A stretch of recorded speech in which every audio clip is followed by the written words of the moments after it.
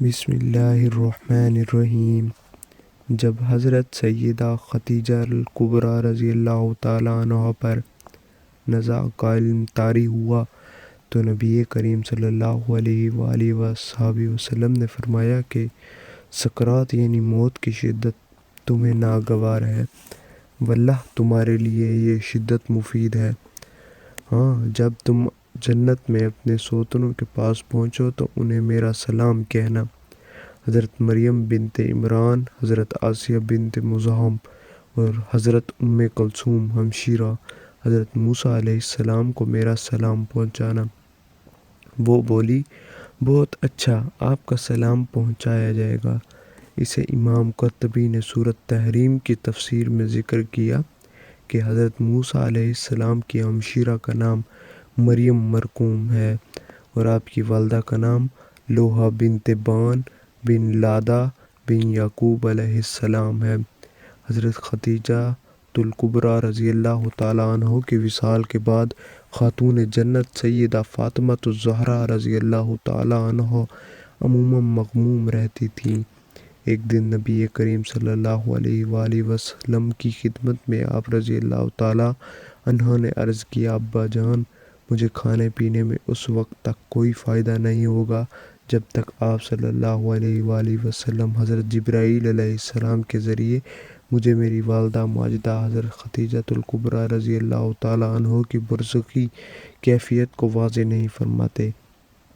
چنانچہ نبی کریم صلی اللہ علیہ وآلہ وسلم نے حضرت جبرائیل علیہ السلام سے احوال معلوم کیے تو حضرت جبرائیل علیہ السلام نے کہا، حضرت خدیجہ الکبریٰ رضی اللہ تعالیٰ عنہ حضرت سیدہ سارہ اور حضرت سیدہ مریم کے درمیان بڑی عظمت و برتری کے ساتھ جلوہ افروز ہیں۔ حضرت ام المومنین عائشہ صدیقہ رضی اللہ تعالیٰ عنہ فرماتی ہیں کہ نبی کریم صلی اللہ علیہ وآلہ وسلم ام المومنین خدیجہ الکبریٰ رضی اللہ تعالیٰ عنہ کا باکثرت تذکرہ فرمایا کرتے اور ان کے مدارس کی ترقی کے لیے دعائیں فرمایا کرتے۔ ایک دن حضرت خدیجہ الکبریٰ رضی اللہ تعالیٰ عنہ کا ذکر فرما رہے تھے تو میں نے عرض کیا، آپ کو اس ضعیفہ سے بہتر خاتون اللہ تعالیٰ نے عطا فرما دی ہے۔ یہ سنتے ہی آپ نے ناپسندیدگی کا اظہار فرمایا، جس کے باعث مجھے بہت ندامت ہوئی۔ میں نے معافی طلب کی اور عرض کیا، یا رسول اللہ صلی اللہ علیہ وآلہ وسلم، اپنی ناراضگی دور فرمائیے، آئندہ کبھی ذکر خیر کے سوا آپ کی خدمت میں کوئی اور بات نہیں کروں گی۔ آپ صلی اللہ علیہ وآلہ وسلم نے میری معذرت کا اظہار فرماتے ہوئے کہا کہ وہ تو اس وقت ایمان سے سرفراز ہوئیں جب کفار مکہ مجھے ایذائیں دے رہے تھے۔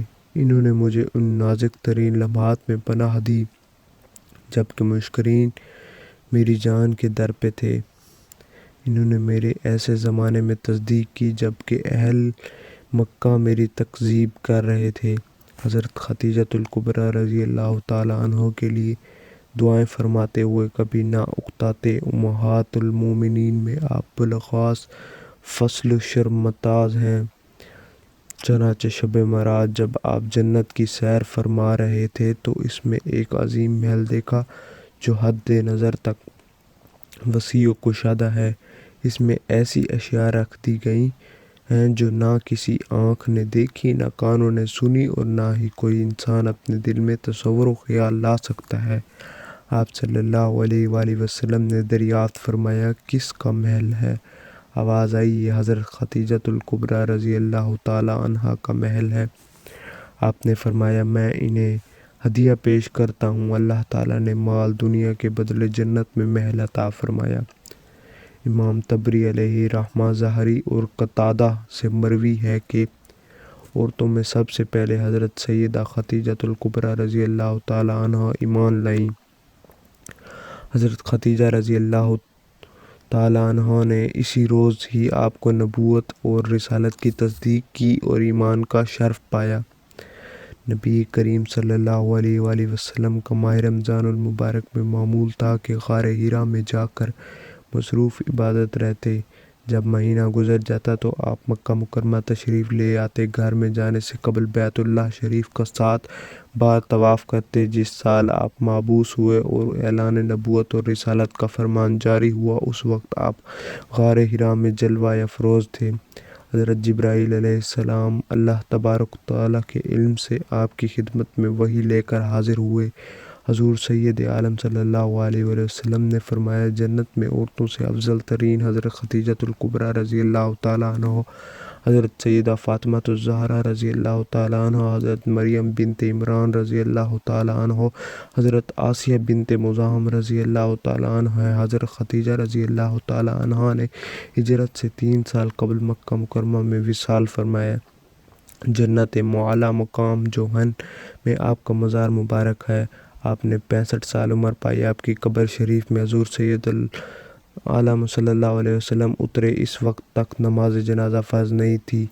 بعض بیان کرتے ہیں کہ ابو طالب کی وفات کے 3 دن بعد حضرت خدیجہ رضی اللہ تعالیٰ عنہ نے وصال فرمایا۔ ان کے وصال کے بعد قریش آپ کو زیادہ تکلیف پہنچانے لگے۔ طبری کا بیان ہے کہ حضور سید عالم صلی اللہ علیہ وآلہ وسلم کے تمام اولاد سوائے حضرت ابراہیم کے حضرت خدیجۃ الکبریٰ رضی اللہ تعالیٰ عنہ سے ہے مناقب فاطمہ رضی اللہ تعالیٰ عنہ میں ہے کہ حضرت ابراہیم بن محمد ماریہ قبطیہ سے پیدا ہوئے۔ نبی کریم صلی اللہ علیہ وآلہ وسلم پہلے حضرت خدیجہ رضی اللہ تعالیٰ عنہ کے 2 نکاح ہوئے تھے، پہلا عتیق بن اسی ایس بن عبداللہ سے اور دوسرا ابو حالہ سے۔ علامہ قرطبی رحمۃ اللہ علیہ نے سورۃ الاحزاب کی تفسیر میں بیان کیا ہے کہ ان کا نام زرارہ تھا۔ ان کے ہاں ایک لڑکا پیدا ہوا اور اس نے اسلام کا شرف پایا، چنانچہ وہ کہا کرتے تھے کہ میں والدین بہن بھائیوں کی نسبت سب سے افضل ہوں۔ میرے باپ رسول کریم صلی اللہ علیہ وآلہ وسلم ہیں، میرے والدہ خدیجۃ الکبریٰ رضی اللہ تعالیٰ عنہ ہیں، اور میرے بھائی قاسم اور میری ہمشیرہ فاطمہ الزہرا رضی اللہ تعالیٰ عنہ ہیں۔ بصرہ میں ان کا انتقال ہوا۔ جنازے میں لوگوں کا بے پناہ ہجوم تھا، اس لیے کہ وہ رسول کریم صلی اللہ علیہ وآلہ وسلم کے ربیب ہیں۔ بعض نے کہا کہ آپ جنگ جمل میں شہادت سے سرفراز ہوئے۔ ایک مرتبہ حضرت خدیجۃ الکبریٰ رضی اللہ تعالیٰ عنہ نے نبی کریم صلی اللہ علیہ وآلہ وسلم سے عرض گزار ہوئیں، یا رسول اللہ صلی اللہ علیہ وآلہ وسلم، جب حضرت جبرائیل علیہ السلام آپ کی خدمت میں حاضر ہوں تو مجھے بھی دکھائیے گا۔ چنانچہ جب جبرائیل علیہ السلام آئے، حضور سید عالم صلی اللہ علیہ وآلہ وسلم نے فرمایا، خدیجہ ادھر آؤ اور میری دائیں ران کے قریب بیٹھ کر دیکھ لیجیے۔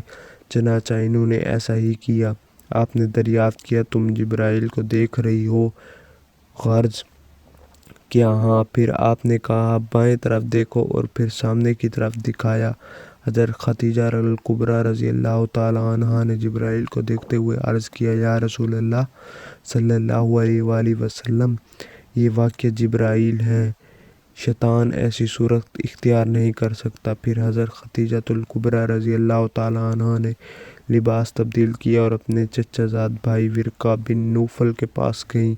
ان سے آپ کے تمام کیفیات بیان کیں۔ وہ بولے، خدائے قدوس کی قسم جس کے قبضہ قدرت میں میری جان ہے، بخدا اگر تم ان باتوں میں سچی ہو تو سمجھ لو یہ وہی ناموس اکبر آئے تھے جو حضرت موسیٰ علیہ السلام کے پاس آیا کرتے تھے۔ پھر ورقہ بن نوفل آپ صلی اللہ علیہ وسلم کی خدمت میں حاضر ہوئے اور آپ کے سر اقدس کو چوم لیا۔ دعا ہے کہ اللہ تعالیٰ میرا سنانا، آپ کا سننا اپنی بارگاہ الہی میں قبول فرمائے، آمین۔ نیچے کمنٹ میں اللہ ضرور لکھیں۔